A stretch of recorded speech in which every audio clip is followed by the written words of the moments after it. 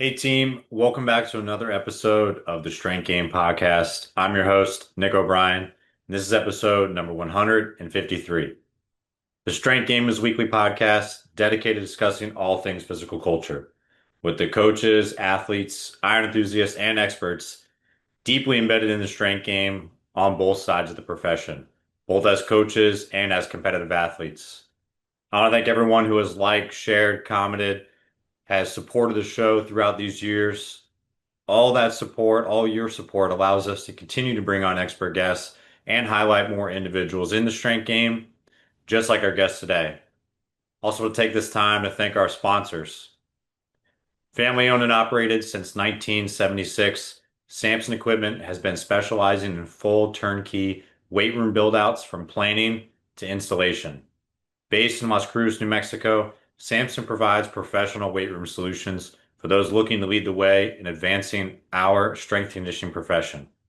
Coaches have relied on Sampson as their top resource for all their weight room renovations because they provide the finest materials and design, product customization, and the most reputable customer service in the business. If you're in the market for the elite level strength equipment, weight room renovations, or upgrades, be sure to check out samsonequipment.com to see how Samson has been delivering clients a long-lasting yet affordable product for over 4 decades. Also, thank our sponsor, Cerberus Strength. Owned and operated by active lifters, Cerberus is trusted by the top strength sport athletes and lifters in the world. Cerberus's wide range of products are made by athletes for athletes, truly living up to its moniker, made by the strong for the strong. From sandbags, training gear and supplements to lifting straps, knee sleeves, and much more, Cerberus Strength provides the highest quality strength products on the market, designed and manufactured to help you defeat, destroy, and devour your competition. So if you're in the market for the highest quality strength and conditioning gear and strongman equipment, be sure to use promo code strength_game at checkout to receive 10% off your next order at cerberusstrength.com. Also want to thank our sponsor, Sport Kilt. Founded in 1995, Sport Kilt is the very first company to begin making casual kilts in the USA. Taking the traditional kilt concept, they crafted a casual kilt using modern materials that is perfect for Highland athletes and casual kilt aficionados alike. Sport Kilt offers an option for people looking for a tartan plaid kilt that is less expensive, comfortable, lighter, durable, yet machine washable. So whether it's competing in Highland Games, connecting with your heritage at a family gathering or wedding, or just casually spending some time around the house or wanting to stand out from the crowd, sport kilts are made for everyone and for every occasion. Make the ultimate Celtic statement by checking out the full selection of kilts and stylish kilt accessories at sportkilt.com and be sure to use our promo code TSG to save at checkout. In this week's episode, I am joined by Matt Rodriguez. Matt is the Associate Head Strength and Conditioning Coach at Sacred Heart University. He returned to SHU in 2022, where he directly oversees all aspects of sports performance for both men's basketball and men's lacrosse and assists with the football program. Rodriguez first served as a graduate assistant strength coach at Sacred Heart from 2016 to 2018, where his responsibilities included baseball, women's rugby, track and field throwers, bowling, equestrian, and cheerleading, as well as assisting with football and men's basketball. Before returning to Sacred Heart, Rodriguez was the Associate Director of Strength Conditioning and Head of Baseball Sports Performance at Campbell University from 2018 to 2022, where he helped propel the CU baseball team to reach 3 Big South Conference championships that led to 3 straight NCAA regional appearances, in addition to having trained 11 Major League Baseball draft picks, including 3 first-rounders. He has also coached the Camels track and field throwers and assisted with the football program during his time. Rodriguez got to start coaching at Top Speed Performance School in Pennsylvania in 2012 while completing his undergraduate degree. He spent 4 years coaching in the private sector before stepping into the collegiate space as an intern at the University of Pennsylvania from 2015 to 2016. A former college athlete, Rodriguez was an infielder on the Montclair State University baseball team. Rodriguez is still very active himself in the weight room and trains 5 to 6 times a week while balancing the rigors of the collegiate coaching schedule. He is an avid lifter and enjoys traveling with his wife when he is not training in the weight room, and he has previously competed in Olympic weightlifting. Like I said, I'm excited to have him on the show today. So, with all that said, let's get in the game with Coach Matt Rodriguez.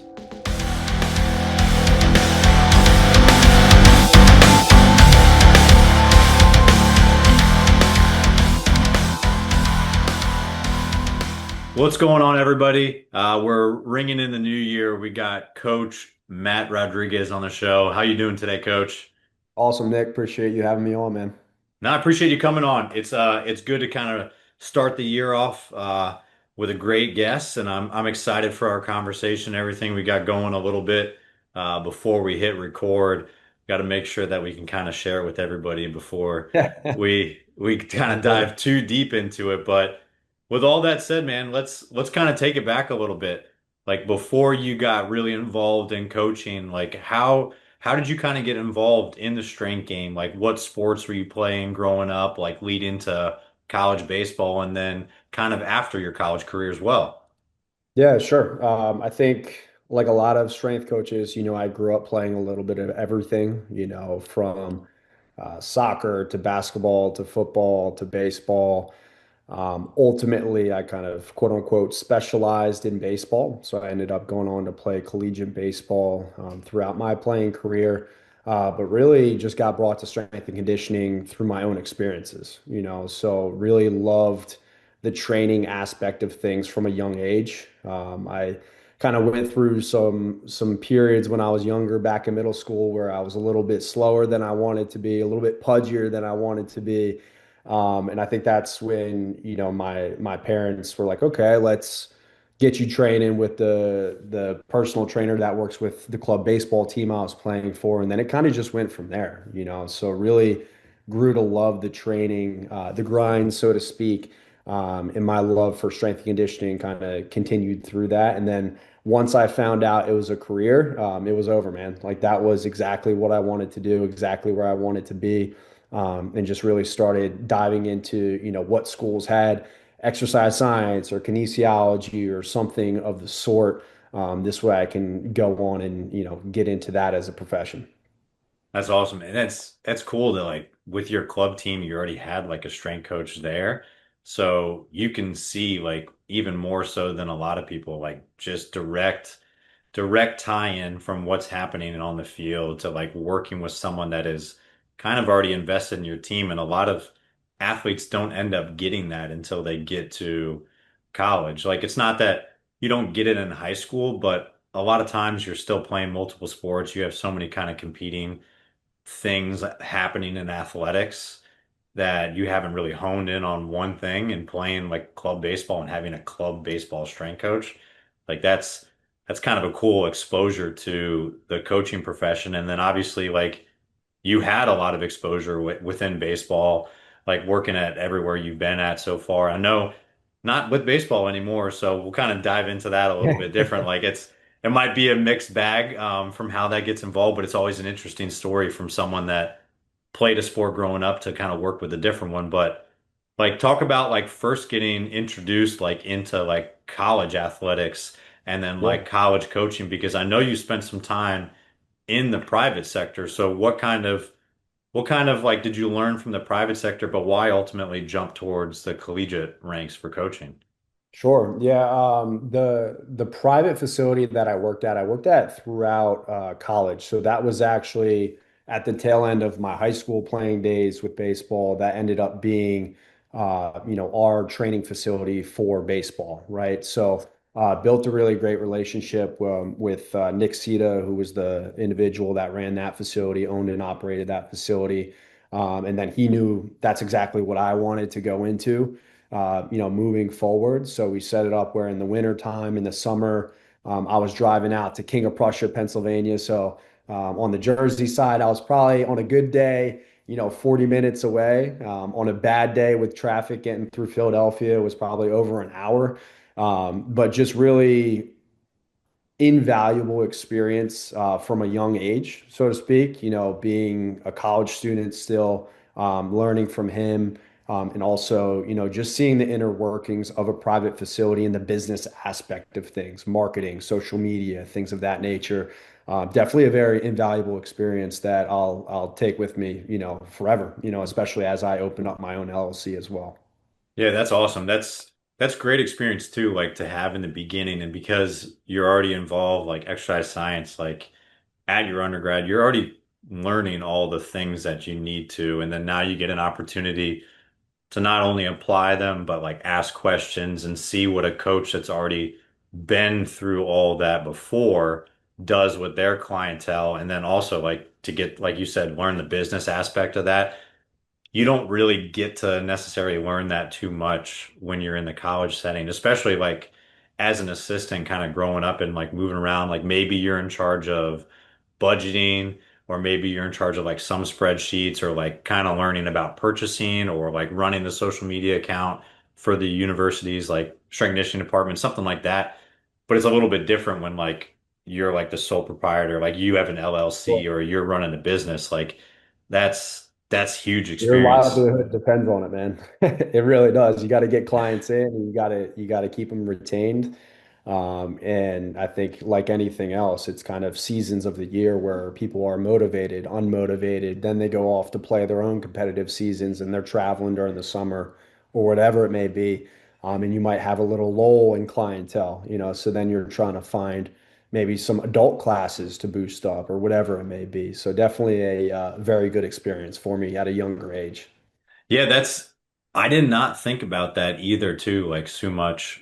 Because like when you're in college athletics, it's already so structured. Like you can just reverse engineer your season and start planning like your annual programming from there, because you know when championship is, you know when like kids are coming back for their sport, you know like when important games are, conference play, like traditional like 20 hours, 8 hours, like you know all that stuff. Yep. But the private sector, like I didn't know that too much seasonally, the same as like now in the tactical setting, like you Right. see kind of the spurts of, oh, like people are going to be the same as everyone else. Like, oh, there's going to be a high spurt like in January, February, because New Year's resolution and stuff like that. Yeah. Or like Oh yeah. you're going to see summer, like you'll see people like either get real hard into like conditioning, or you'll see them drop off because they're on vacation. And then same thing, like seasonal stuff happen in the winter and people are just like less motivated and like, I don't want to condition, let me just lift. It's Right. it's an interesting concept to see it, but then like to have to be able to market towards that too. I've noticed that as well, to like try to bring people in and like maybe shift the program to be a little bit more accommodating for them based off that season. And athletics, it's like you got win or die, like at that point. Yep. So we're Yep. pushing ahead with what gets the job done on the field. Absolutely. Yeah, absolutely. Hey, so from there, like I know you bounced around a lot. Like what was like the main reason like one you want to stay like in baseball, like strength conditioning? Like is it just that tie into the sport and be able to relate to the other guys like because you played it? But I know you worked with a lot of other sports. So like Yeah. what do you think makes people like stay within the sport that's like they're really comfortable with? Is it just that tie-in? Yeah, it's a great question, and I think it comes back to something that you're comfortable with that you can relate to, So kind of jumping back a little bit, like I played junior college baseball for 2 years. I went to Mercer County Community College in New Jersey.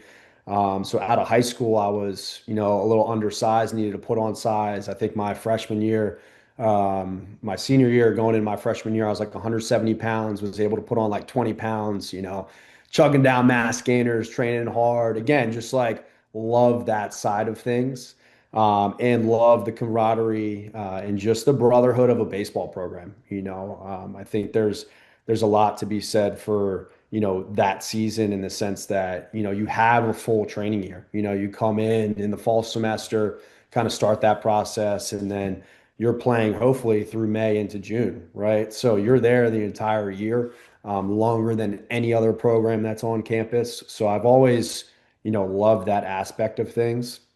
But yeah, I mean, I had the privilege of working with a bunch of different programs, in the schools that I worked at, from my internship at University of Pennsylvania. Obviously, that's an Ivy League school, so I'm not even sure how many sports they're up to at this point. But I learned early on that it's not just about football, basketball, baseball, right? Like there's a lot more sports in a collegiate umbrella. And that really helped me become a great coach, just being able to communicate with your defensive lineman on football, and then you're having to pivot quickly because you have rowing coming in, and they take to a different style of coaching and communication than the defensive lineman from football does, right? Um, but from there, when I got to my graduate assistant position at Sacred Heart with Chris Fee, who's still there, he's still my boss today. He luckily, given my baseball ties and us being understaffed at the time, a graduate assistant had the ability to work with baseball. So he gave me baseball. I designed, programmed for Sacred Heart Baseball as a graduate assistant, traveled with them. So I kind of fell into that at Sacred Heart. And then once I graduated and got my first full-time gig at Campbell University in North Carolina, the primary responsibilities there were football and baseball. And luckily, Coach Hare, who's now at Ohio State, and Mike Striffler, who was the head strength and conditioning coach at the time there, they took a chance on a young kid and gave me my first shot and opportunity. And for that, I'm forever grateful for that. So, That's awesome. Yeah, I missed you on the back end of that because I think coming in I saw the staff right before you at Campbell. Um, okay, yeah, and and then like obviously I worked with Striffler a yep, couple months ago before he moved on to bigger and better things, but it's it was definitely a lot of publicity, a lot of stuff was happening down there with the Camels, especially when you guys were down there, like a lot of success like with that baseball season, but like you weren't able to like do that. Obviously, like someone gave you a chance and then you capitalized on that and did as much as you could over there. But UPenn and like the private sector and having all this different, like you said, the communication styles, like the different athletes coming in, like just a broad experience of working with just athletes and a lot of time on the floor coaching is probably what helped you kind of dwindle down and be able to relate to lesser athletes. And I try to tell that to coaches all the time, like not to like young coaches, not to just like hone in on that one sport first and then yep. telling the interns like get experience from coaches everywhere and get experience like working with different sports because you might find a love for something else. Like I never played like volleyball in my life and like working with like indoor volleyball and beach volleyball were some of the most fun times I've ever had. And I just didn't even know the sport until you got to see them like peek behind the curtain and start working like with those ladies like just throughout the time of my coaching career. And that was so much fun to like try to figure that out and like experience a new team and stuff like that, having never played that in my life. So Sure. definitely good to like just get more experience throughout before you start climbing the ladder in your coaching career. Yeah, it's the best. I mean, I can't recommend that enough. I think a lot of younger coaches come into it and they're like, you hear about the top tier football strength coaches and they're making $500,000 or, hundreds of thousands of dollars. And that's awesome. Like, obviously, you should always aspire for more for yourself, for your family, whatever it may be.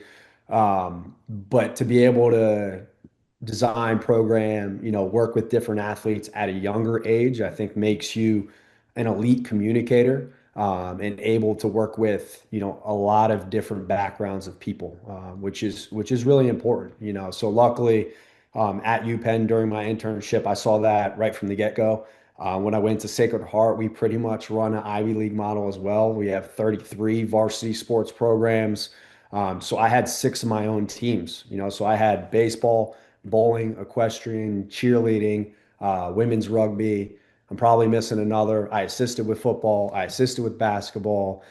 So I had my hands, on a lot of different programs there.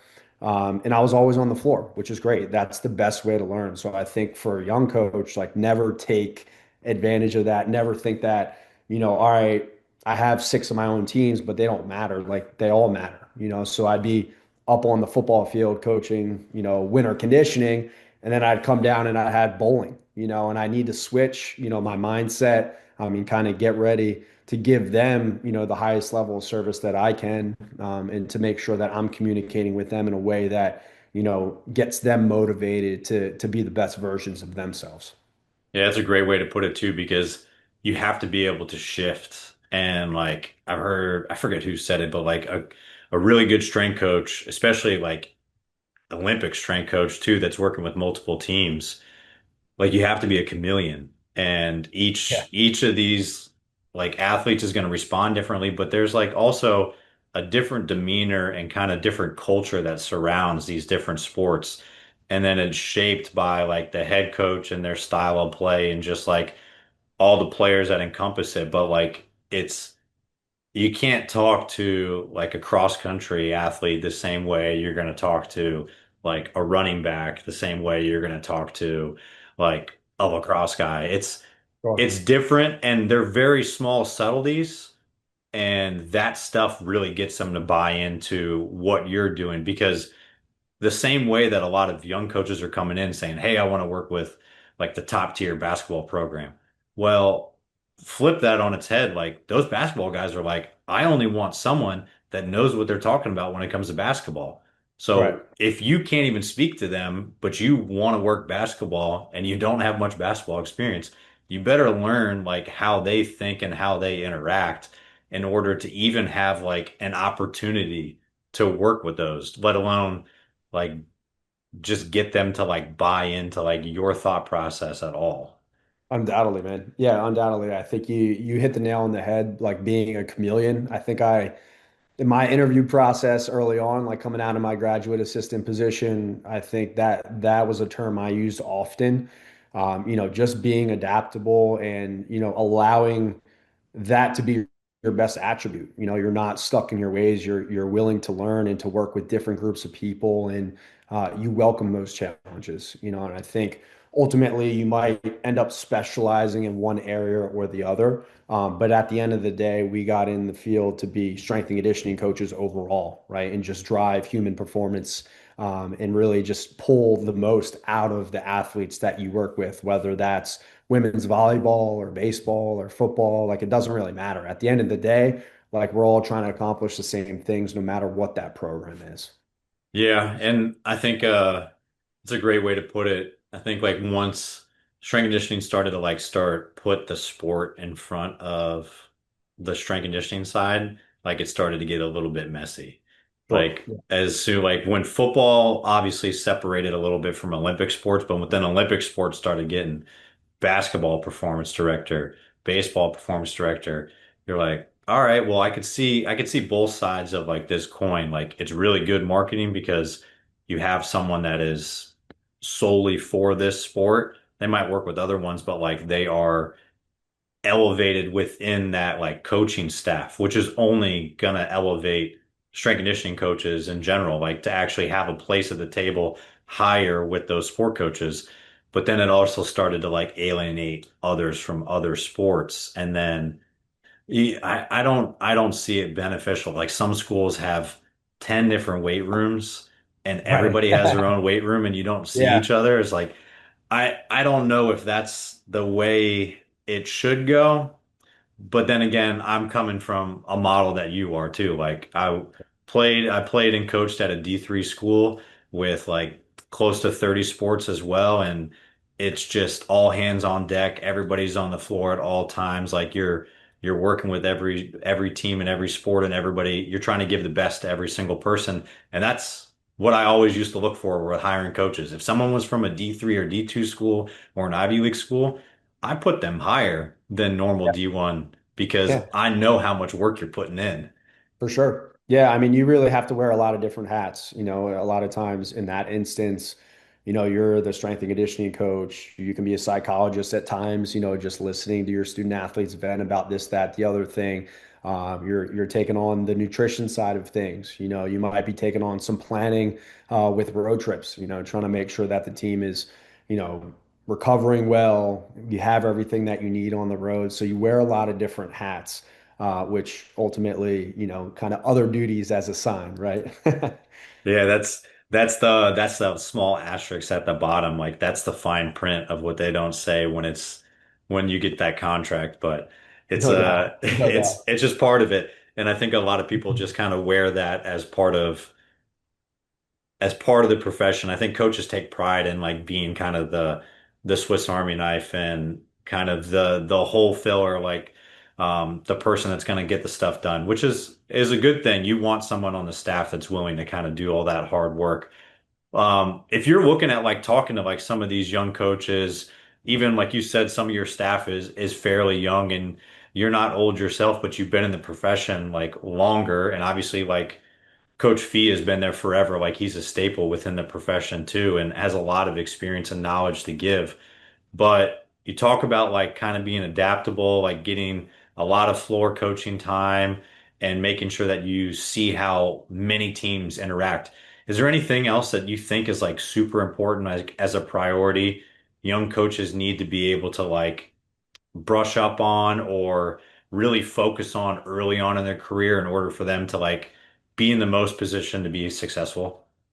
Yeah, I think embracing the long days. We have three graduate assistants on our staff. We have a paid part-time position. So it's typically younger coaches, right? Like looking to make their start, looking to, make some waves in the field.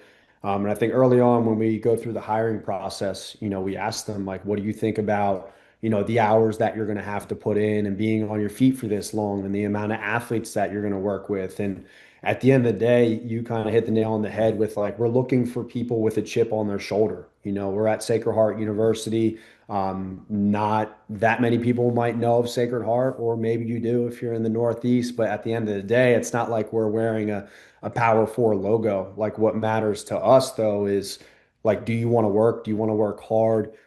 Are you an elite communicator? Like, can you communicate with an athletic trainer? Can you communicate with a sport coach? I think that's kind of the first component to what we look for. And I think the biggest area that a lot of our younger coaches kind of struggle with is design and implementing speed programs, speed training, conditioning for field-based sport, court-based sport, just because they don't have a lot of experience with that prior to getting to our university. So I think having them assist with what we'll call like a tier one sport, whether that be football, men's or women's basketball, men's and women's ice hockey for us at Sacred Heart, that really allows them to see a full annual plan, a full training cycle, and really start to, sharpen the sword in the sense of like, okay, I will feel comfortable if I go on to, be at baseball, working with baseball at X school, and I can develop an annual plan for the whole year and really design and implement that, perfectly, exactly how I would want throughout our time here. Yeah, I'd agree too. Like even my experience, like as a full-time staff member and like just at various stops, like on the field, conditioning, speed agility work, anything like that, plyometric stuff. A lot of the times, like I mean, coaching sometimes is perishable in a way, like, or just like it's you're gonna always be able to coach, but like the level at which like you're kind of firing on all cylinders, like kind of diminishes a little bit too if you've been out of it or you're not just in that rhythm of like players are coming in left and right, left and right. You have those kind of lulls in the season. But some of the sport coaches didn't necessarily like want anything to do with what was happening on the field. They're like, I'll take care of that. That's our avenue. Like it's too close to what we're doing. Like everything you're doing, we can already do.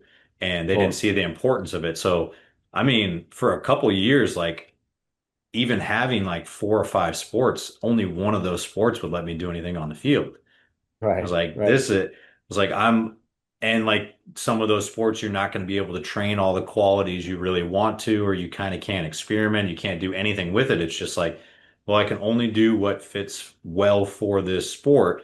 So you don't get really a chance to kind of broaden yourself or like get any better with it. And that's great that like at least the young coaches you're working with and that you have so many coaches on staff. So you are afforded the ability to do more than just be in the weight room. You can go out on the court, like on the field, and do more of that stuff and then get them exposed to it. So hopefully when they get to a position and they have like a couple sports they're working with, they can really feel comfortable in and out of the weight room. Because yeah, it's something that I feel like a lot of coaches don't do. But now with more coaches like in the profession, more and more, feels like less coaches are having less teams so they can work more with those teams. So Yep. you need to be like well-rounded in every aspect of performance.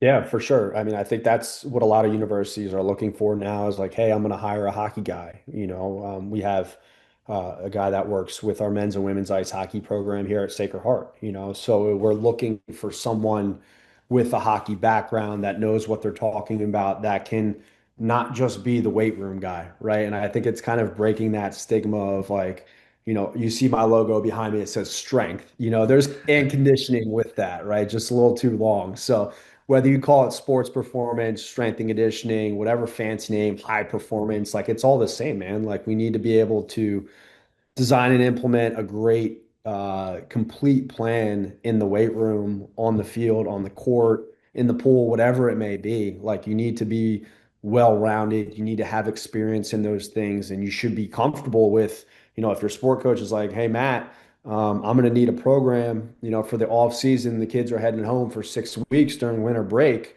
And we come back in February, for lacrosse, and we're going to play 2 weeks after we return to campus. Like, yeah, you need to be able to design and implement a plan for that that sets them up for success. So I think as a young coach, getting more field experience is huge. Everyone wants to be in the weight room. You see all the videos of hitting a PR, during off-season training or whatever that may be. And that's all well and good, but get more field experience, sprint training, conditioning, different modalities that you can implement with that, I think is huge. Yeah, and I think that comes too with young coaches too. Like if, especially if you didn't play a sport or if you didn't play at a high level, you stopped at a certain point, like being able to actually go try that stuff out yourself and Heck see yeah, what it's like, that the difference between like a basketball player making a cut like on the hard court versus like a lacrosse player like with cleats like on the turf, even like turf to grass, like those things you need to understand how they feel. Like you're not playing their sport, but you at least need to be able to understand those movement qualities and then be able to break it down to the fundamental movements and coach it because it's happening so fast. And chances are the higher you move up, like in athletics, the less likely you are going to be a better athlete than the athletes you coach. for So sure. Yeah. you you Yeah. better know what you're talking about because you're not going to be as good of a demo as they are probably. Yeah, yeah. I mean, I think that's as a younger coach, like you definitely plan to be. And as you start to age, like that's always I'm sure we'll touch on it a little bit later, but that's always my goal is like, I want to lead by example with my athletes, so I'm 32 years old. And when I get out there and I'm doing, single leg broad jumps or whatever it may be, and I'm sticking the landing and then my guys for lacrosse go to do it and they're wobbly, they're falling over. I'm like, come on, guys, are you serious right now? Like you're Division I athletes. I'm a washed up Division III junior college baseball player that's 32 years old, man. Like, come on, get it together. Hey, well, I mean, we're already on it. We might as well talk about it too. Like what's if that's what you're trying to do and you're trying to make sure that like your athletes are exposed to all these stimuli and like you're trying to be a great demo as a coach and lead by example, like how do you kind of tie in your own training or like how do you kind of structure your program because you've got multiple sports where you're working with and like we talk about year-round training, like your year-round training and year-round coaching. So how do you kind of fit that into what your primary like job is, which is coaching for them, but how do you fit training into your schedule? Yeah, I think it's super important. That's something that, both Coach Fee and myself really prioritize with our younger staff is like you got to work out every day. Like you just have to. It's a non-negotiable for us. And I think for you to get the respect and for your athletes to see you training and working hard. And it doesn't have to be in a competitive nature, right? It doesn't have to be like I'm training for competitive Olympic weightlifting, powerlifting, high rocks, CrossFit, whatever it may be. Like it's just you following a plan, putting in that work on a day in and day out basis, And I think we talked a little bit before we started the recording here of like life changes, things change. And, when I was 24 to 28, I was competing in Olympic weightlifting and I was training for, an hour and a half, 2 hours a day. And that was freaking awesome. Like I'll always remember those times and having the time to be able to get after it. And that's what we kind of always push with our younger staff is like you have the time right now. And as you kind of climb your way up the ladder, you'll get pulled into more meetings and you'll have practice warm-ups and you'll have this, that, the other thing. So maybe that 2 hours that you used to have a train a day, now it's only 30 minutes or maybe it's 60 minutes, So you really need to kind of lock into what you're doing and still train though. I think that's really important. Put a bar on your back. Like if you're doing Olympic lifting, you got to clean, you got to snatch, you got to jerk. Like you have to walk the walk. And at the end of the day, like if you're going to implement it, you better be able to do it. And if you can't do it, don't put it in your program. Yeah, that's a great point. Like you need to be able to do it too. And a lot of times, like younger coaches, interns, maybe not so much like first time like full-time coaches or like maybe GAs, a lot of the athletes you're going to working with probably have a lot more experience under the bar than you do. So if you're not training every day, like they're going to lap you. Like you need to either play catch up or be ahead of them because you're kind of vying and you're like going head to head with them about like who has more experience, like who actually if you're trying to build buy-in with them and show that you're the subject matter expert, like you better at least know what you're doing. Cause like, I mean, I've talked to some athletes, even being in it for as long as I have, like some of them like will try to get into like a contest of like who knows this movement more. I was like, it doesn't matter. I'm just glad that you understand it well Right. enough.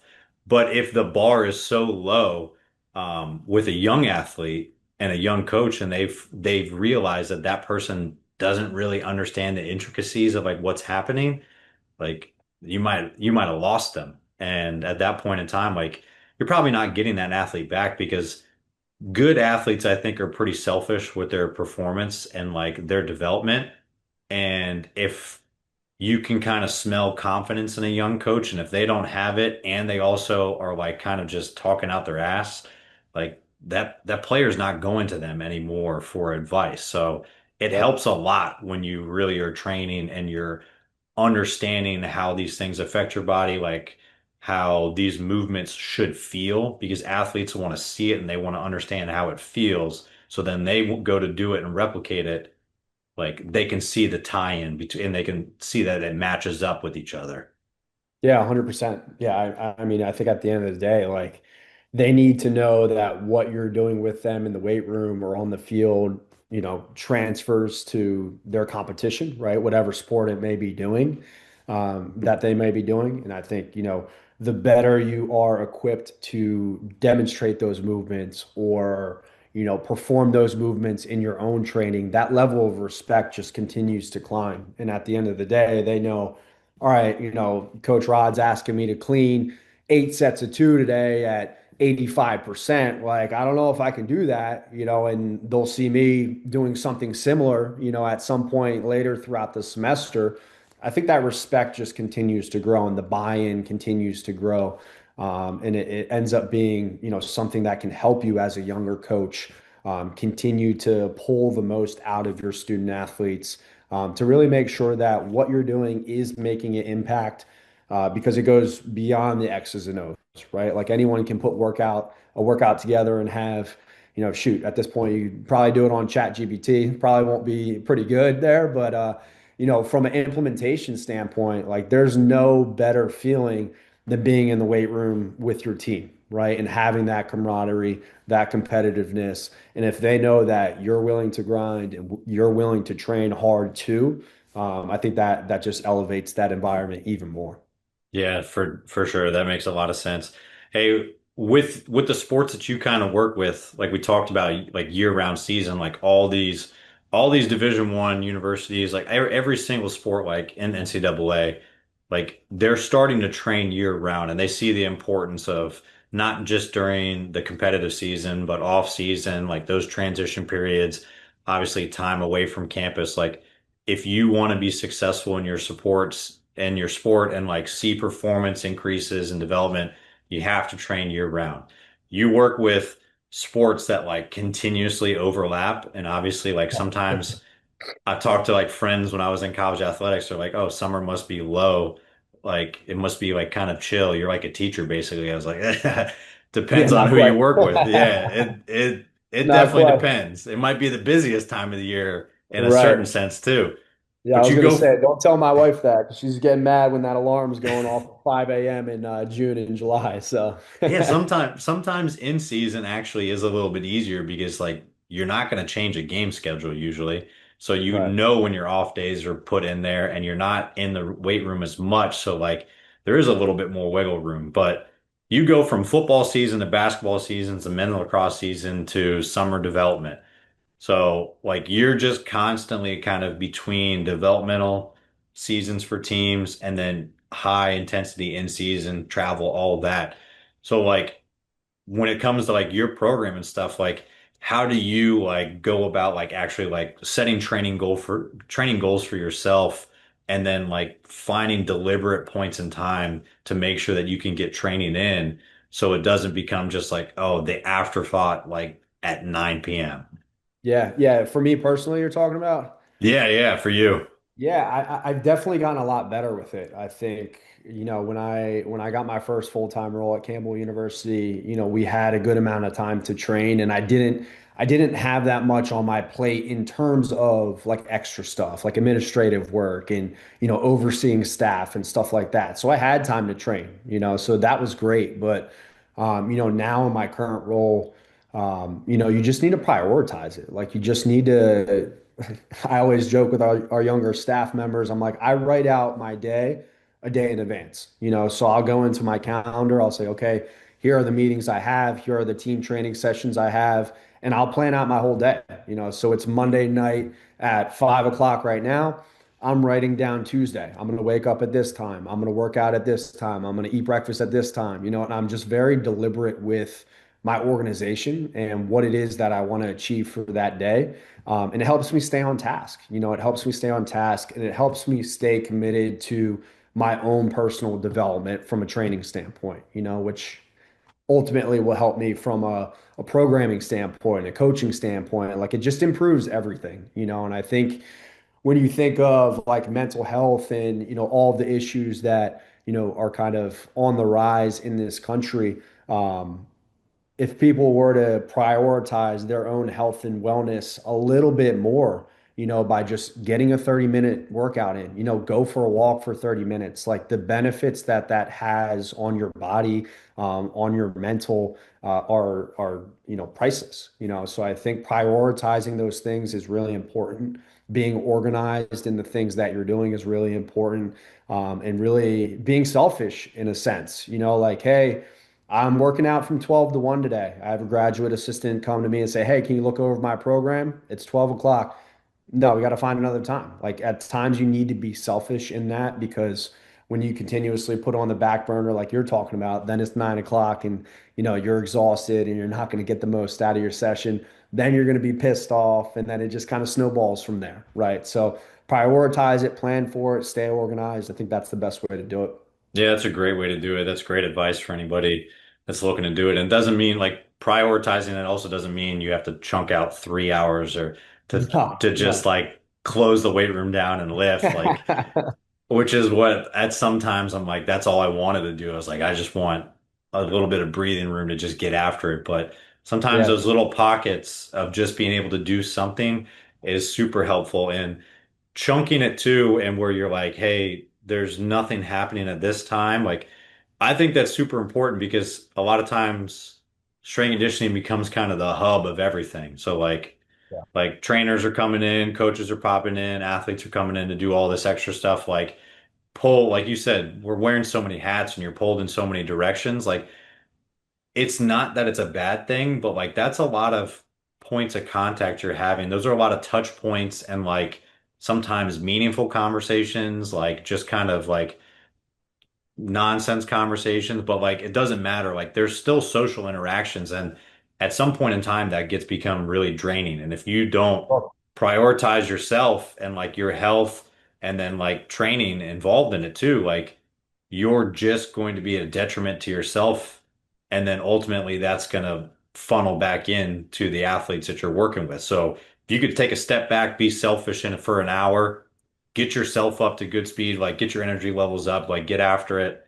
Like you have the rest of the time to push back and give to the rest of your athletes. And I've always like tried to fight for that, like with staff lifts or being able to kind of sneak away if you need like at just kind of a mental break for a little bit because coaching like isn't so 9 to 5 structured. There's going to be some days where it's like it's a heavy day Yeah. or it's a light fun day where you could do whatever you want and be fine. There's so many ebbs and flows with the season. You got to be able to have a plan of attack for it and then also be accommodating if it's just not one of those days and you need to kind of really prioritize yourself or prioritize the athletes. It doesn't matter. Yeah, yeah, and I mean, there's definitely, of course, there's going to be days where you have your plan, it all goes to shit. We've all had those days, and I'm sure, those days will be coming soon with the semester, starting to ramp back up. But, I feel like if you're planned and you have that organization there, it's kind of like a fallback, right? Like you just feel comfortable with that, knowing, all right, here's what I got on my Tuesday. Let's get in, let's get after it, let's attack it. Obviously, I have my computer work that I got to attend to. I got to meet with some staff members. I got to coach these athletes. Um, and then I got to get my workout in too, so you got to prioritize it and push it to the forefront to make sure that, you're staying on top of it for sure. Yeah, learning time management as a young coach and then being able to stick to that stuff and like over time to a lot of those things, like you get better at kind of speeding up those process. Like programming doesn't take as long, Yeah. Yeah. like answering emails and stuff like that. Like you get more accustomed to what it is. So like you're able to afford to do more things. And then obviously Yeah. like you get thrown more responsibilities then because everybody that does a good job gets rewarded with more work. So it's Sure. always Yeah, it's that always the is the joy of reward it. right there. Yeah. It's crazy. Hey, but like talking about like just going through your career, I know we talked about like some of the new responsibilities and things you have, like the teams that you work with coming back to Sacred Heart. What was kind of like the decision to actually like leave Campbell and then come back over to Sacred Heart? It's a place you've been at, like there's so many different reasons that coaches will leave for these different jobs, whether it's a lateral move, if it's financial, it's closer to family, it's working with different sports and things like that.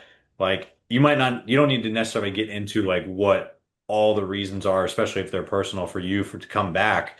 Um, but why is it important, like, to factor in all these different things when you're going about making a decision to take on a new role or a new position or accept a job?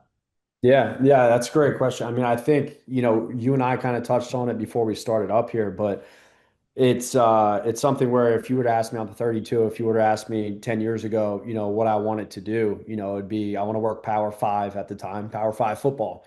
Like that's what I wanted to do. I played baseball, but I love football. That's probably the sport that I watch the most. And I just love the training environment and everything that it entails. The off season, the in season, the games, like everything about it, I absolutely love it. So I think if you were to ask me 10 years ago, that would have been 100% my answer. And then you flash back 5 years ago and I'm at Campbell and I'm working with baseball and Coach Hare and our staff, who I absolutely love, still talk to those guys to this day. And it was, I want to work my way up in baseball. Maybe I want to do minor league baseball. Maybe I want to go, to a higher level of baseball, even though we were super successful there. Um, but ultimately, what brought me back to Sacred Heart was family and my now wife. My wife is the head cheerleading coach here, and we were doing distance for 4 years when I was at Campbell, and it became a family and significant other decision. It was kind of one of those things where it's like, all right, you're 4 years in, someone needs to make a move, and Coach Fee gave me a call and was like, hey man, we're creating this position. Like I thought of you. I'm not sure if you're looking to hop back to the Northeast or not, but wanted to gauge your interest. And at that point, it was one of those things where it's like, all right, what am I looking to achieve in my life? And I think a lot of times, with younger coaches, it's all about strength and conditioning, strength and conditioning, strength and conditioning. And I think for me at that point, it really became more about my life and what I want to do. I have two young nephews that I live 2 hours from now instead of 2 hour flight, or a 7 hour ride. I have, family in the area, of course. I have my wife, my in-laws. Like I have a good support system here that I can now see on a more consistent basis as we continue to grow our family. And I think also on top of that, I can still do the job that I love. The student athletes change, the location changes, the teams that I'm working with change.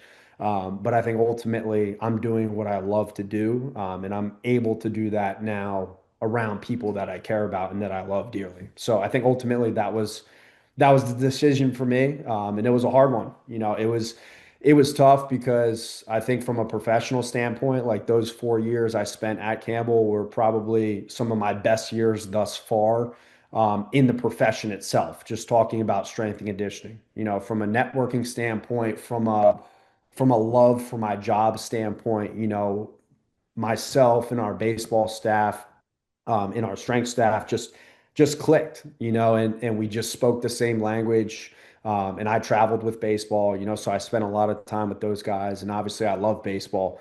So that was a tough decision for me, but I think at every point in a young coach's life, you kind of hit this aha moment of like, okay, what truly matters, and ultimately, like I want to be remembered as, yeah, a great coach and someone that gets invited to student athletes' weddings because I made that much of an impact, or gets a Christmas card this time of year from a student athlete that I worked with.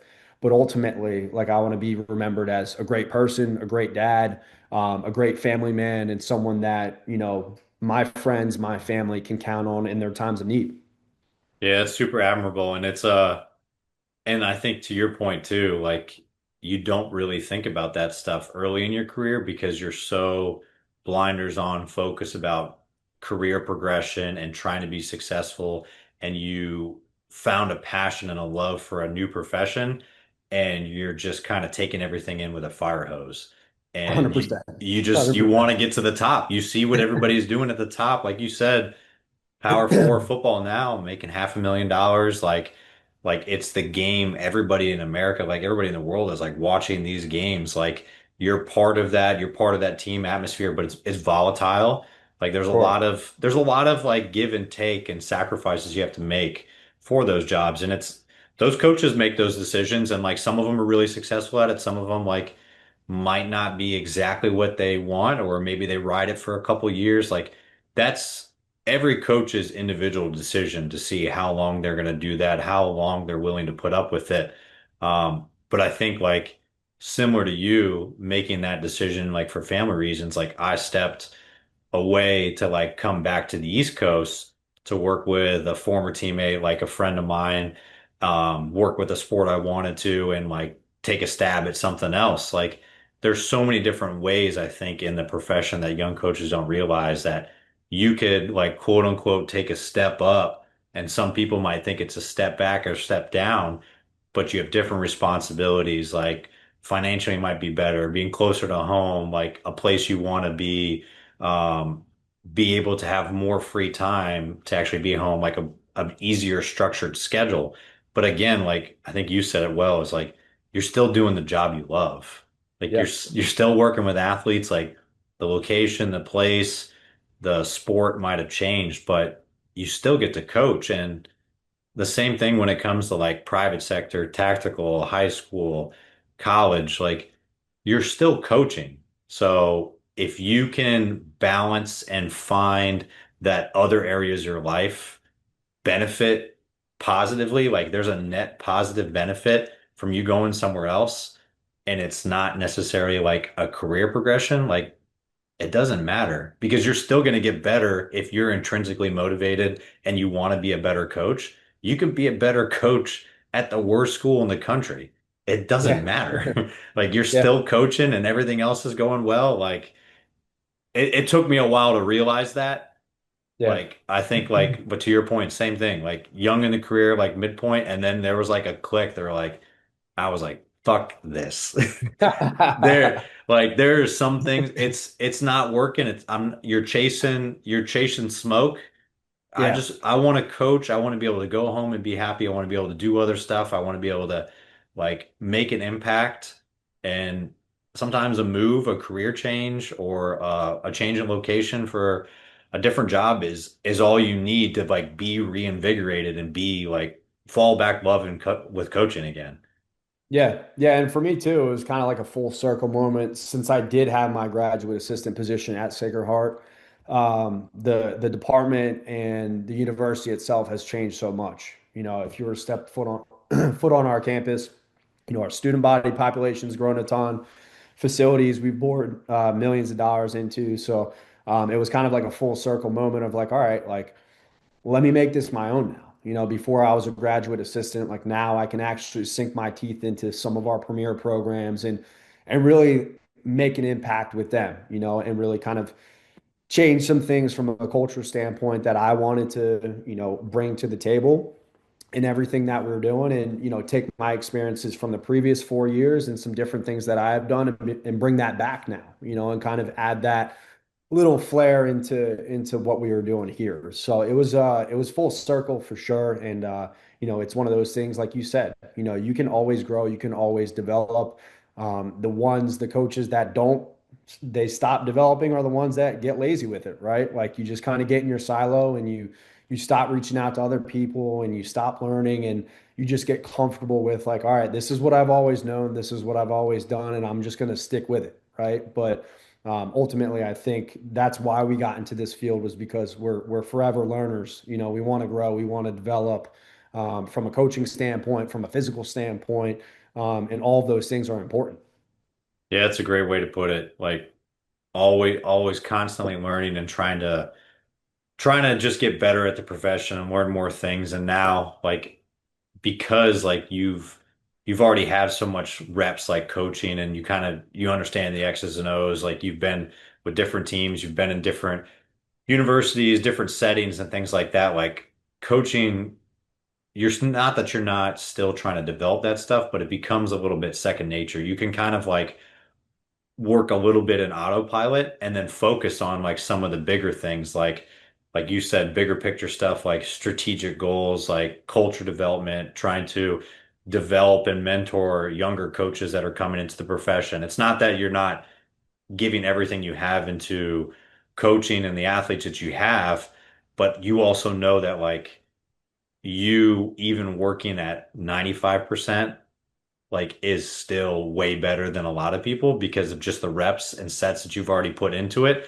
that you can Yep. afford that other 5% to like really delve into other things like working through with younger athletes or mentoring some of these other coaches, and obviously now being in administrative meetings and things like that too. So how do you guys kind of go about like mentoring these younger athletes? Like I've always heard a lot of great things from Coach Fee and the program, and then just hearing so many GAs that leave Sacred Heart and go on to be successful. Obviously, you one of them coming back to the school now too. Like, where do you guys like? How are you kind of diving back in and giving back to those young athletes and trying, or young coaches, and trying to invest in them and bring them up so they can go to their first full-time jobs and be successful?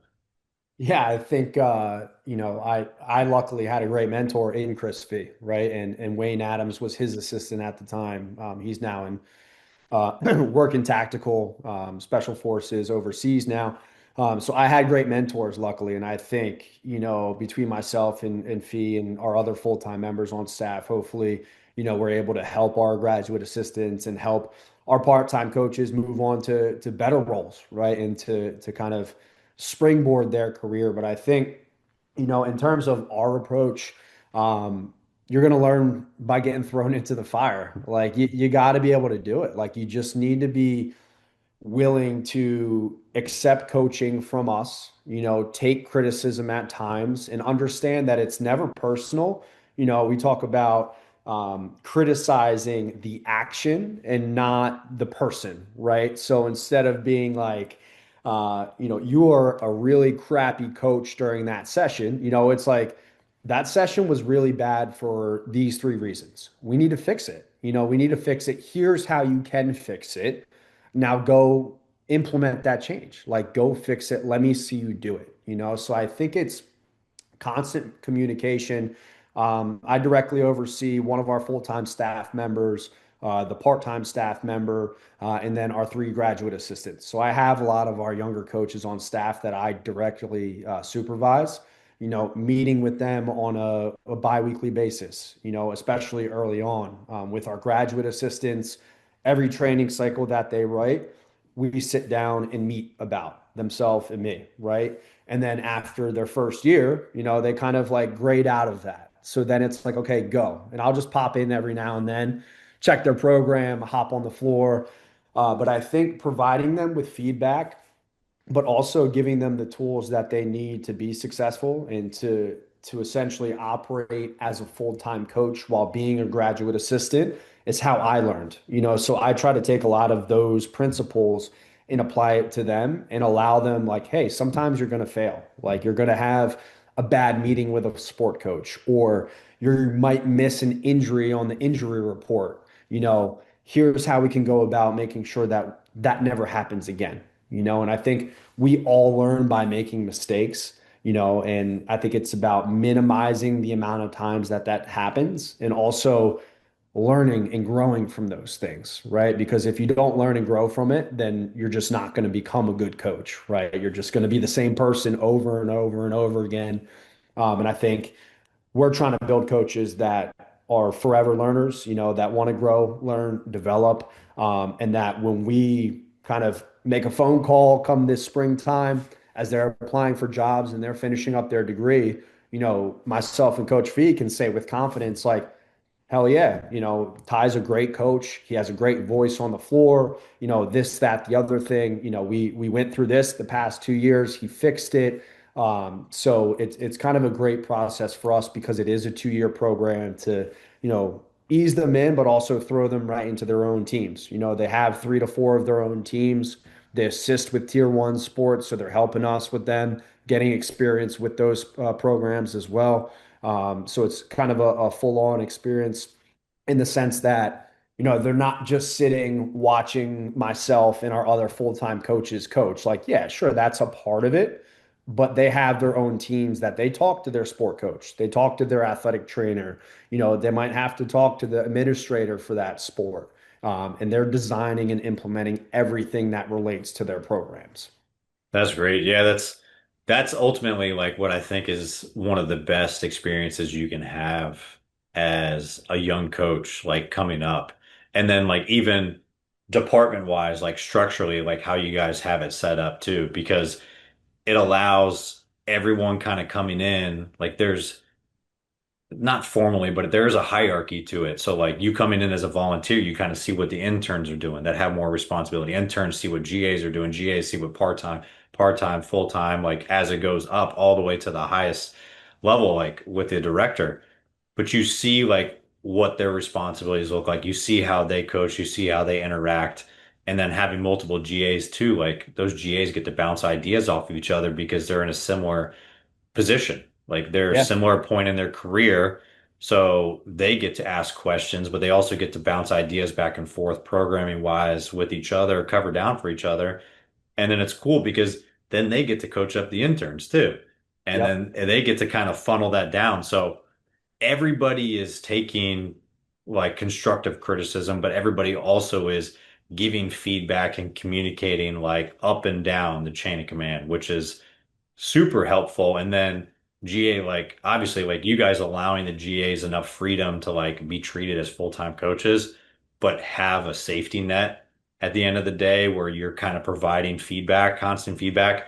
That's huge. Like I remember no fault of like my graduate assistant position, but man, I ran amok because I I hardly saw the head coach because we had so many teams and it was Yeah. one head strength coach and 3 GAs.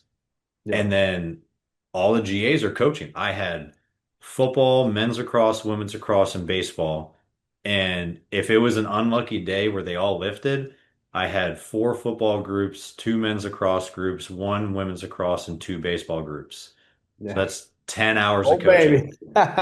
And then go to school and then go to class Yep. and then go see what's happening downtown. Yeah.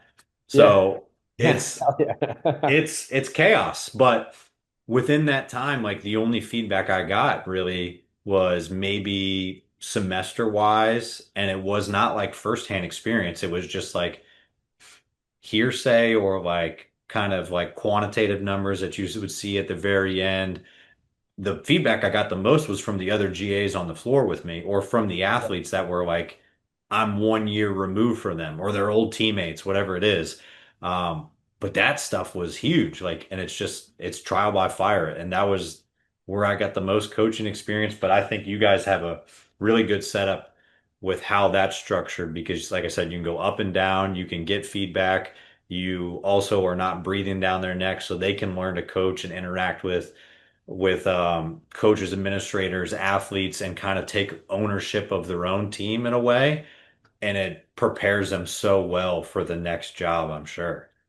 Yeah, yeah, no, and it's exciting. Like for us, we're on our second year with our graduate assistants, so they'll be looking for jobs this semester, which is awesome. It's a really cool process to.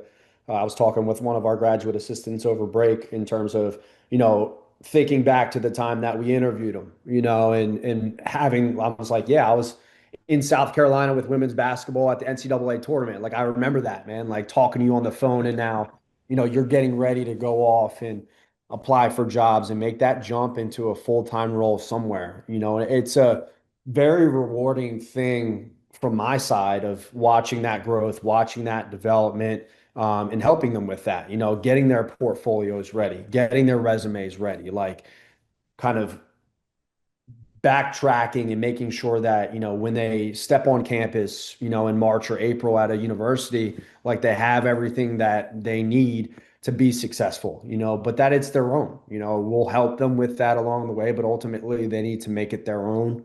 And it needs to be, based off of, who they are, and how they operate as a coach. Yeah, that's awesome. That's a lot of it's built off them and like how much they're willing to like put into their own development, but like seeking feedback, like taking constructive criticism and actually trying to refine what they're doing and make improvements. Like it's only going to set them up for success and like hopefully a long career because you see like some coaches like just fizzle out real quick. Like hopefully you vet them really well before they come on campus and become a GA. So like the ones that are going to be kind of successful. Um, Yeah. but they're prepared for a full-time job after kind of going through that. Like I remember after getting out of my GA, I was like, this is cake. Like Yep. you kind of miss the like hustle and bustle of like what was going on Yeah, you're before. just buzzing around all the time. Oh, it was so much fun. No responsibilities, no meetings to go to, just get to coach and like shoot the shit with athletes. Like if I could go back to be like a GA like that again with no other responsibilities, man, I don't know what I Oh, would it's a do. blast. It was a Yeah, it's a blast. blast, especially too when you come in with like other GAs with you. Like our system is one where we have three and they're on the same rotation. So it's like they come in together. So you develop that bond, you grow together. Like in my instance, I lived with three other GAs, two strength GAs and one athletic training GA. And it was awesome. Like we had the time of our lives. We worked our asses off. We got yelled at, we got screamed at when we messed up. We fixed it. We grew in terms of our programming and, interacting with coaches and interacting with athletic trainers, and just bonding that way. But, ultimately you remember those days and they are simpler times, right? Because it's really just about coaching. It's just coaching, program, coach, spend time on the floor, spend time getting to know the athletes, training yourself. Like that's what that time period's all for. So you can never get enough reps as an intern, as a graduate assistant, as a part-time. Like you really just got to soak that up, and get in as many as you can, because ultimately that's going to set you up for success when you go on and you apply for a full-time role, whether it's at a college setting, tactical setting, a private setting, whatever it may be. It's just going to help you become a better coach. Yeah, no doubt about it.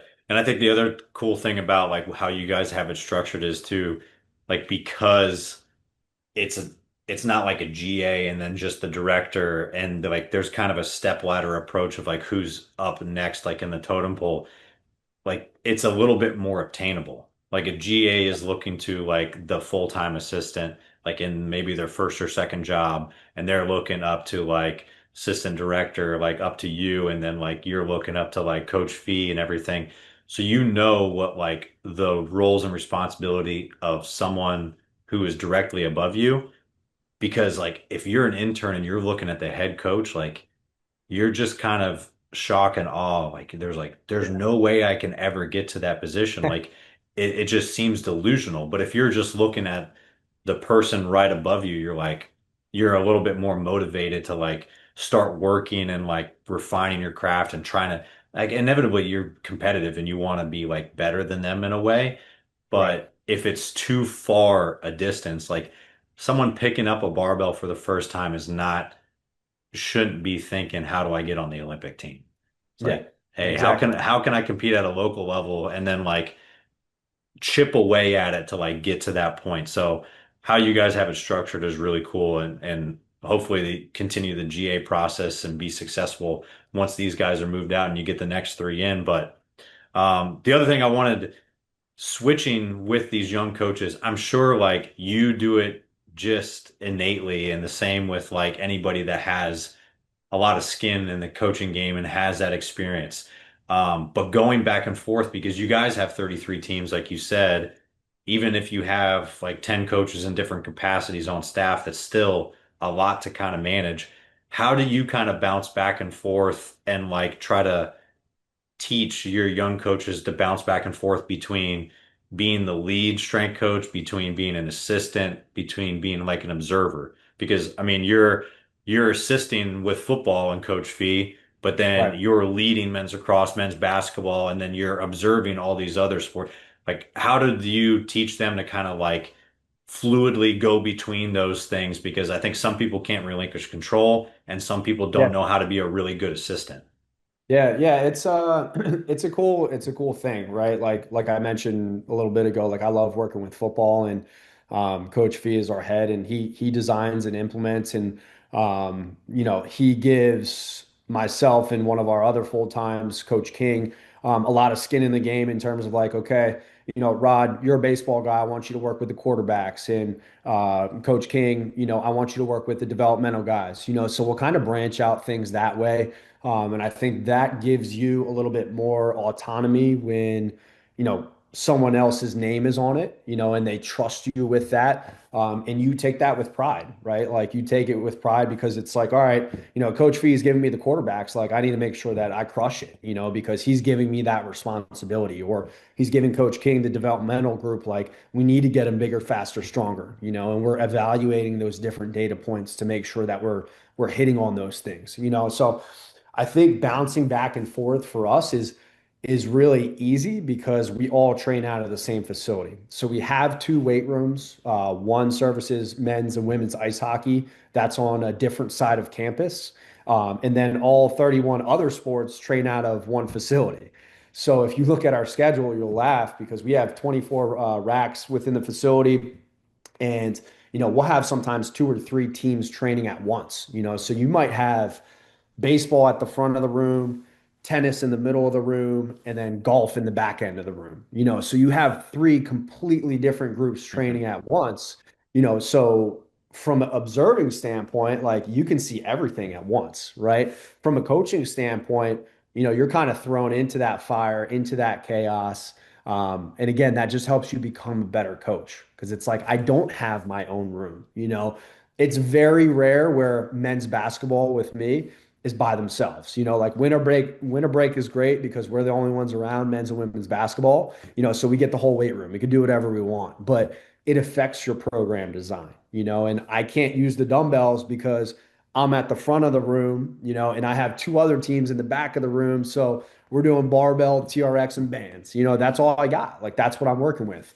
Or maybe flip flop and I'm in the back, So I think it allows you to, really kind of become the best version of yourself as a coach and show our younger staff members like, okay, when you're leading your group, like you're the CEO, like you're the head guy, or girl, and everything that has to do with golf is yours, so you're leading that. We need to hear you. You need to be vocal. You need to be organized. You need to be prepared, right? Or if you're assisting with football, a lot of times what we'll do is, we'll have our five coaches working.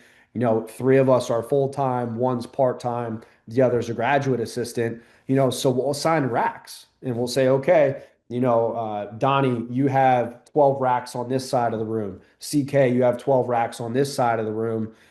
That's your area. Like patrol it, control it. And then meanwhile, I'm working in and out with injured guys. Coach Fee, is kind of patrolling the entire room, making sure everything's flowing seamlessly.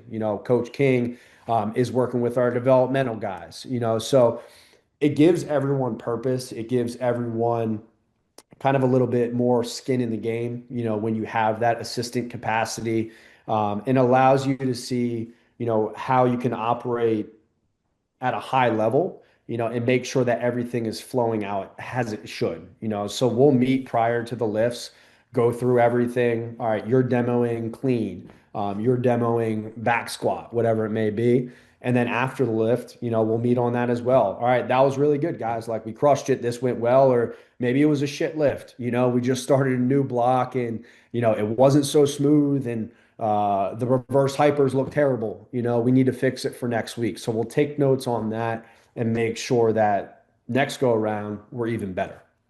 No, it's great. Yeah, to get everybody together and then like debrief it at the end and like just constantly improve. That was that was probably the one thing that like I really liked about like football or having like more staff members that not just staff members around, but staff members that were working collectively towards like the same team's development is because you actually got feedback from someone else and you got to bounce ideas back and forth. And when I had assistants or I had like GAs or interns that directly worked with some of my tier one teams or like my bigger programs, to be able to like work with that stuff and like kind of delegate things so that we could give more to the team. That was most fun. And that's sometimes the hard part with Olympic sports too, because you feel you're the head coach maybe too soon, but you're also on your own island. Everybody already has so many different teams. Some people might be out, you might be the only one in the weight room. Everybody else is outside at practice. Sure. So it's very different, but it's cool how you guys get to come together for those teams and collaborate. And yeah, to your point, like giving everyone like a purpose and then kind of you're not just delegating like tasks, but you're letting them have autonomy and ownership over it. Like you're so much more invested because of it. I don't know what the psychology is behind it, but like I've seen it happen. Like an intern that you let come in that works with a team and like you give them the same task. If you gave them like a school t-shirt and then gave them the same task, man, they're so bought That's in. so I don't true. know what it is about a free shirt or feeling like you're part of the collective Yeah. that does so much more and like having all the coaches like collectively together, like it's kind of an unstoppable force at that point. So it's really cool. It's you're right, man. Like it's the little things that go a long way, or even like we try to get together a few times, throughout the course of each semester. So it might be like before the semester started, I had the whole staff over to my house, so we ordered a bunch of food and, hung out on the back deck. And I think that camaraderie, kind of coming back to that, and that cohesiveness of a staff is important, especially in down periods. During the semester, everyone's going 100 miles an hour. We all have our own teams. Our GAs have classes at night. I'm on the road with men's basketball. Our other coaches on the road with women's basketball. We have hockey's going on, they're traveling. So everyone's going different directions at 100 miles an hour. So if you can kind of get back together, and come back to center and continue to build that bond outside of the weight room, at different instances throughout the semester.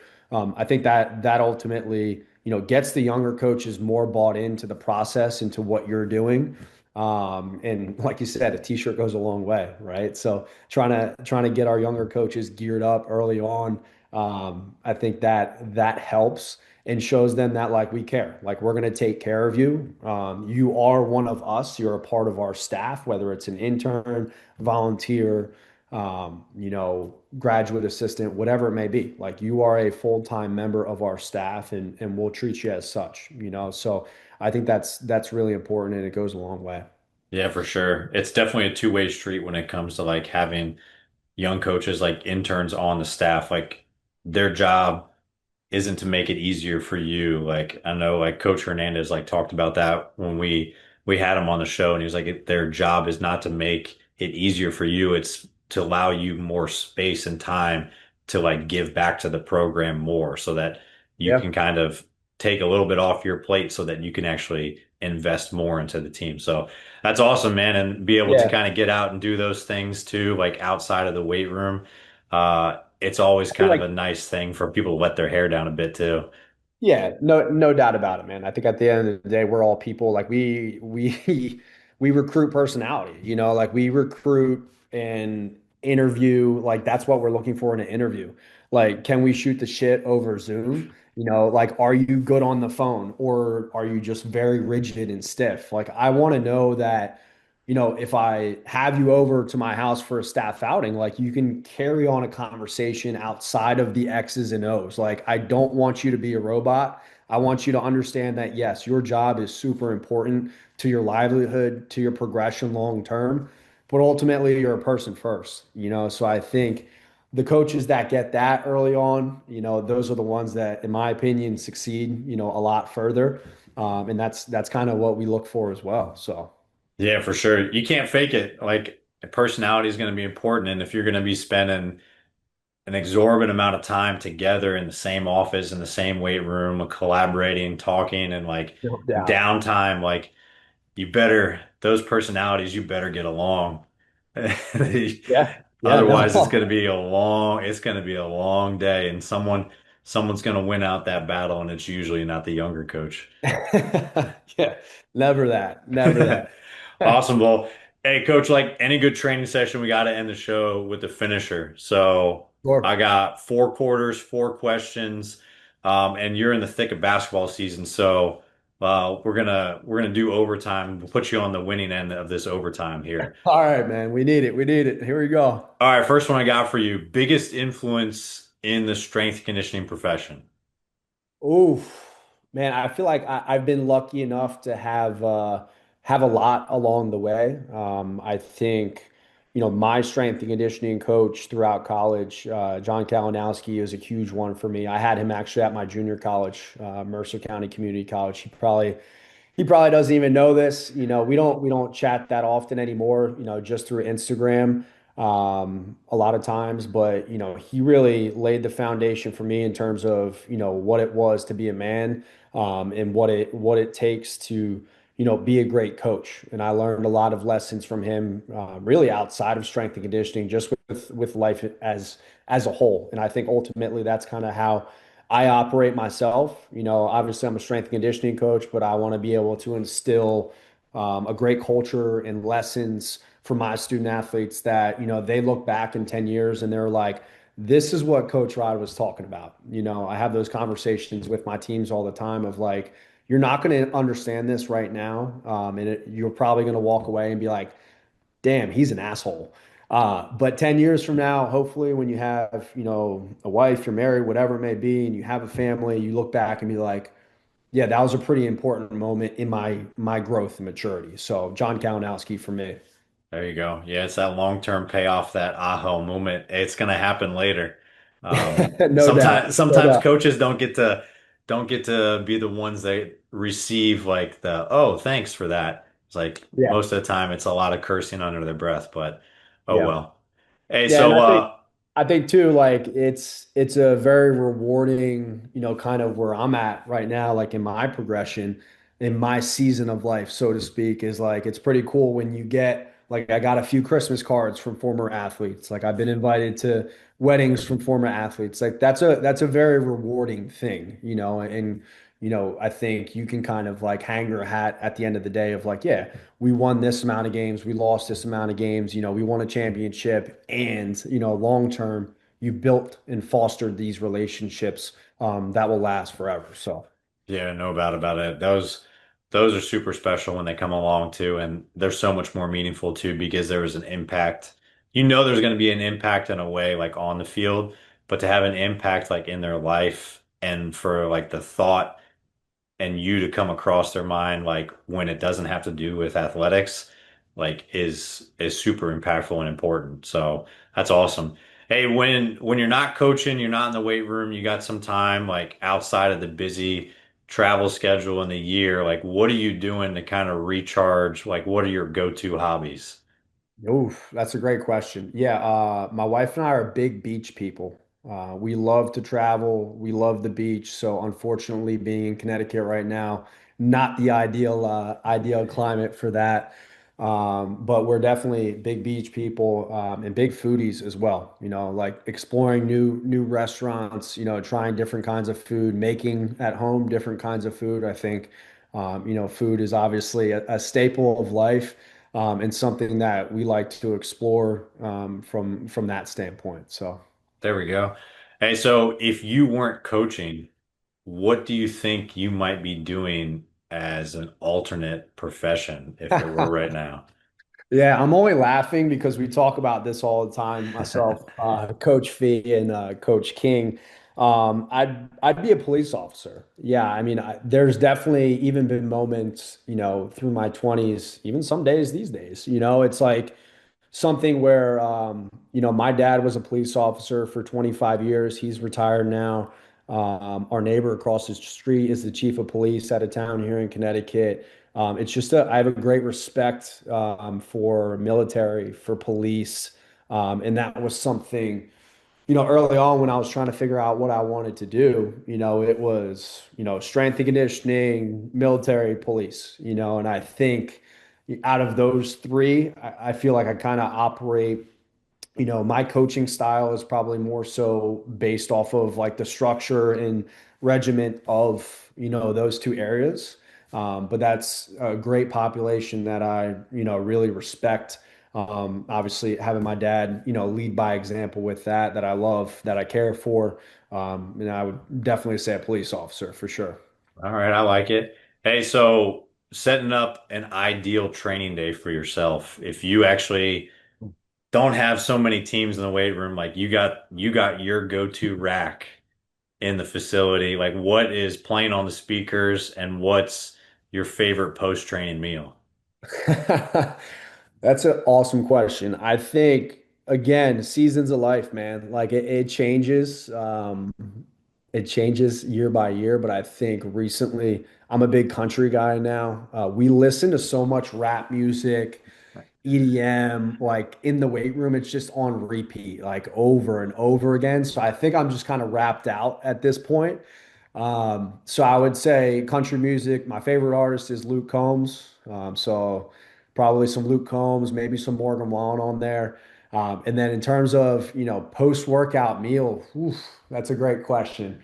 I'm a big buffalo wing guy, which is fitting because we just got back from Buffalo with basketball. So had some wings there, but I think buffalo wings are probably my favorite food that's not super healthy, but not terrible for you, depending on how you cook it. So get that air fryer going, have some buffalo wings. All right, there we go. Hey, so last one I got for you for overtime. What so far in your career has been like either your favorite under the bar or favorite coaching memory thus far? Yeah, I think I had a few years there of, like competition with Olympic weightlifting, so being able to, hit some bests during training, during competition, winning a couple local competitions was awesome just in terms of training your ass off and then, seeing that pay off. I think that's always great. But I think for me, from a coaching standpoint, it's the championships, right? It's thinking about, what those student athletes went through to get to that point. And I call it the dog pile moment because I'm a baseball guy. But, I would always tell, any baseball team I work with, or lacrosse, or, women's basketball, or whatever team, went on to win a championship. Like, there's nothing better as a strength coach than sitting back when that final buzzer, that final out is recorded, and you just watch them dogpile on each other, and it's special. Like it's special to watch them hit that pinnacle of, you know, all of that conditioning, lifting, blood, sweat, tears, all of that emotion, pays off for them. There's nothing better. And I think that keeps me fueled, that keeps me fired up. And maybe when you're not having as successful of a season as you want, I think a lot of times coaches will get down and be like, man, like not really working for us this year. Whereas for me, I think that fuels my fire even more. It kind of pisses me off. It kind of gets me a little bit more driven, a little bit more motivated, to turn it up a notch, and to get back to glory, so to speak, right? So I would say the championships, and they're all special for different reasons, with the student athletes that you work with. But I would say that's definitely the crowning moment for sure. Oh yeah, that's that kind of culmination and like that small moment of just like all like just realizing all the hard work like actually like paid off. And it's not that all the hard work doesn't go like unseen or like unvalued like if you don't win, but it's such a sweet moment when it all does come together and you get to see like the excitement and like just joy that those athletes get from celebrating together as a team. It's a cool, special moment that if you've had it before and you've seen it happen like with your team and you get to see the dog pile, like it's definitely something you'll remember for sure. But that's Yeah, awesome, yeah, Coach. Well, and you're making history too, right? So hey, yeah. that's kind of something we always say, with the teams that I work with, because we'll have, banners hung in an arena or, alongside of the building outside of the lacrosse field or the football field, whatever it may be. It's like, hey, you're going to come back in 10 years for Alumni Day, and your year that you won a championship is going to be there. Like you're going to have that ring, you're going to have those moments, and that's priceless. Oh yeah, my old coach at Fresno, like Batesel would always say, he's degrees and rings. He's like, I don't give a shit about anything else. Yep, So, just win, baby. Let's get it. hey, well, Coach, I appreciate you coming on the show today. For anybody that's got any follow-up questions with you, want to kind of see what you guys got going on over there. I know you work with some athletes and clients as well on the side, and anybody maybe that wants to get into the profession and is looking for a great graduate assistant spot like in the future, where can they follow along you and see what you guys got going on? Yeah, so I'm pretty sure all my social media stuff is Coach Matt Rod. So you can find me on Instagram, you can find me on X, what used to be Twitter. Not as active on X these days, but Instagram for sure. So feel free, shoot me a message on there. Like I said, we'll have some graduate assistant openings coming up here. Normally post around like February time. So coming up here pretty quickly, but for anyone else that just wants to chop it up, talk shop, you can find me, through there. Awesome. Well, I appreciate it. Thanks for coming on. Good luck with the rest of the basketball season and then leading into the spring. Enjoy a little time off before it really starts kicking into gear. But stay Appreciate it, warm man. up there and we'll talk soon. Yeah, yeah. Thanks for having me on. I appreciate it. That's it for this episode of The Strength Game. Thank you again to this week's guest and to our sponsors. Be sure to connect and keep up with our guests at the links in the description below.